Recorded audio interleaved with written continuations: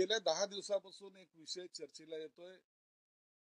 माझ्या मुलाने संभाजीनगरमध्ये एक हॉटेल विकत घेतलं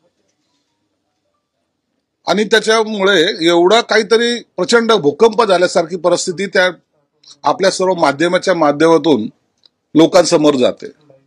त्याचं स्पष्टीकरण करण्यासाठी मुद्दाम आज तुम्हाला मी बोलवलेलं आहे. विट्स हॉटेल नावाची आमच्याकडे हॉटेल आहे, मोठी हॉटेल आहे. गेली अनेक वर्षे त्यांच्या भागधारकामध्ये असलेलं व्यवहार, त्यामुळे ते कोर्टात गेले. कोर्टाने त्या भागधारकांचं पैसे देण्यासाठी त्या हॉटेलचा लिलाव करा म्हणून त्यांची ऑर्डर केलेली कोर्टाने. त्या हॉटेलचा यापूर्वी जवळपास 7 वेळेला लिलावाची नोटीस काढली गेली, 7 वेळेला पब्लिश केलं गेलं, परंतु कोणीही ते टेंडर भरलं नाही. त्याच्यानंतर 8व्या वेळेला माझा मुलगा आणि इतर त्याचे सहकारी म्हणून ते टेंडर भरण्याचा प्रयत्न केला. एक प्रोसेस असते टेंडरचा. पहिले काही भरताना तुम्हाला त्याच्यामध्ये बोली लावताना तुम्हाला त्या भाग घेताना एक नॉमिनल अमाऊंट असते, 10-15 लाखाची ती भरावी लागते. त्यानंतर जर टेंडर तुम्हाला बोलीमध्ये तुम्ही जर घेतलं तर 25% रक्कम ही 1 महिन्याच्या कालावधीमध्ये भरावी लागते. आणि त्याच्यानंतर ती भरल्यानंतर पुन्हा आपल्याला एक पत्र मिळतं आणि त्याच्यानंतर 90 दिवसामध्ये बाकीची उर्वरित रक्कम भरावी लागते. हा प्रोसेसचा भाग आहे. परंतु काही लोकांना असं काही मोठं बूम झाल्यासारखं वाटलं. एवढी मोठी हॉटेल कशी विकत घेतली, मग पैसा कुठून आणला, पैसा कोणी यांना पुरवला, मूर्खासारखे स्टेटमेंट त्यांनी करायला सुरुवात केली. अरे मूर्खांनो, कमीत कमी त्या व्यवहार पूर्ण होऊ द्यायचा असता. मग पैसे कुठून आले, कसे आले याच्यावर इन्क्वायरी करायला पाहिजे. कोर्टाने दिलेला आदेश, ही रक्कम जी आहे 67 कोटीची, ही तुम्हाला व्हाईट मध्ये भरायची दिसणार आहे. कुठून पैसे आले तुम्हाला रेकॉर्डवर दाखवावं लागणार आहे. असं तर का होणार नाही ना. ब्लॅक अँड व्हाईटचा काही प्रश्न तिथे येतो का? परंतु त्यापूर्वीच मग यांच्याकडे एवढी संपत्ती आली कुठून, आणि त्याच्यावर जे काही वाद सुरू झाले त्याच्यामुळे एवढी काही प्रसिद्धी त्या प्रकरणाला दिली गेली की आता सरकारला लुटायचं किंवा त्या हॉटेल ज्याची आहे त्याला लुटायचं काम सुरू केले की काय. आणि त्याची रक्कम जवळपास 110 कोटी रुपये त्यांनी सांगितली.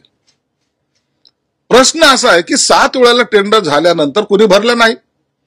8व्या वेळेला जर आम्ही प्रयत्न केला, जर ते टेंडर घेतलं असेल, जे लोक मराठी माणसाच्या हक्काच्या हिताच्या गोष्टी करतात, दलाल लोक, त्या दलालांनी एवढं काय त्यांना पोटशूळ उठलाय. मला प्रामाणिकपणे हे सांगायचं होतं की तुम्ही हे प्रोसेस एकदा पूर्ण होऊ द्या ना, मग तुम्ही आरोप करा ना. आरोप करणं हा तुमचं कामच आहे, रोजचा धंदा आहे तुमचा, तुम्ही करा. परंतु वस्तुस्थिती तरी समजून घ्याल का नाही घ्याल. कुणाची दलाली करत होते तुम्ही, कुणासाठी करत होते. म्हणून मी आज एक निर्णय घेतलाय मुद्दाम, चला होऊ द्या यांचं. किती किंमत, 110 कोटी आहे ना. झाले काय, त्या संजय राऊतला एकाने ब्रीफिंग केलं, दुसऱ्या दिवशी ते अडचणीत आले, याचा व्यवहारच पूर्ण झाला नाही, 25%च रक्कम भरली नाही, यांच्यावर आपण आरोप कसे करायचे.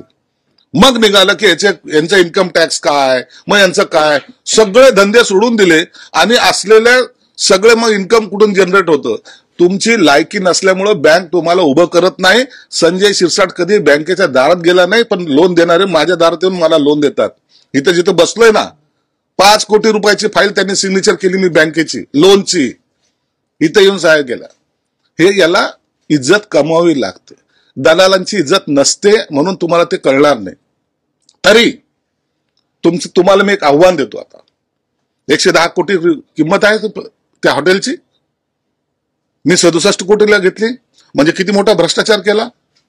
आज माझ्या मुलांना आणि त्याच्या साथी पार्टनरना सांगतोय विड्रॉ व्हा त्याच्यातून. आणि हे जे नाकानी बोलत होते ना, पुन्हा टेंडर येत आहे, तुम्ही भरा. 110च आहे ना, 100ला भरा. 10 कोटीचा फायदा होईल तुमचा, 90ला भरा, 20 कोटीचा फायदा होईल. दम असेल तुम्ही ते टेंडर भरा आणि घ्या, मी तुमचं स्वागत करेल. आणि असे आरोप करण्यापूर्वी 10 वेळा विचार करा. रात्रीशी उतरली नाही म्हणून असे जे स्टेटमेंट करतायत त्याची बातमी होऊ शकते, परंतु कुणाचं चरित्र हनन नाही होऊ शकत. कुणाच्या व्यवसायावर तुम्ही आज लात मारलेली आहे, माझे पैसे गेले असतील त्याच्यात 10-15 लाख रुपये, जाऊ द्या, परंतु तुम्ही हे केलेलं पाप तुम्हाला हे फेडावं लागेल. तुम्ही एक धंद्यासाठी, एक व्यवसायासाठी उभा राहणाऱ्याला जो खोडा टाकलेला आहे, तुमची इतरांची दलाली करण्यामध्ये तुमचं जे आयुष्य गेलेलं आहे, तुम्हाला याचे भोग भोगावे लागतील. यापुढे जर वैयक्तिक जर तुम्ही आरोप करायची सुरुवात ठेवली तर मला सुद्धा सर्व माहिती आहे, सर्व तुमच्या स्टोऱ्या माझ्याकडे आहेत. आणि ज्या दिवशी मी त्या काढायला सुरुवात करेल, संजय शिरसाटे मी घराला आग लावायला कमी करणार नाही, एवढा मी चक्रम आहे थोडा. म्हणून माझ्या नादी लागताना राजकारणाच्या दृष्टिकोनातून तुम्ही आरोप प्रत्यारोप करा, त्याचं उत्तर देईल. परंतु व्यवसायामध्ये मुलांबाळांमध्ये अशा ज्या चर्चा करतायत त्याचे परिणाम निश्चितच तुम्हाला काही काळानंतर दिसून येतील. नवीन घडामोडी पाहण्यासाठी आजच आम्ही मुंबईकर 24 तासला लाईक करा, सबस्क्राईब करा आणि अपडेट रहा.